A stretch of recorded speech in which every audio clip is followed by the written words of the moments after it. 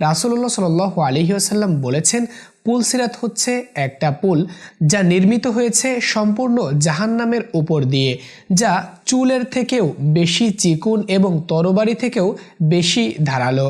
যে যার আমল অনুযায়ী এই পুল পার করবে।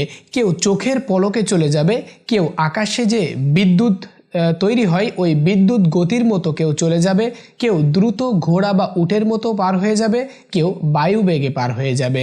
সুপ্রিয় দর্শক, এই পুল যে পার করতে পারবে না সে কিন্তু সোজা জাহান্নামের ভেতর নিক্ষিপ্ত হবে। আর এইখানে থাকবে ভয়াবহ অন্ধকার, নূরের আলো দিয়ে পার হতে হবে। যার যত বেশি নূর রয়েছে, বেশি আলো রয়েছে, সে তত দ্রুত এই পুল পার হতে পারবে। হাদিস শরীফে বর্ণিত হয়েছে, যারা মুনাফিক অর্থাৎ মুখে ইসলামের কথা বলতো, অন্তরে ইসলাম বিদ্বেষ পোষণ করত, এরকম ব্যক্তিদেরকেও অল্প কিছু নূর দেওয়া হবে। তারা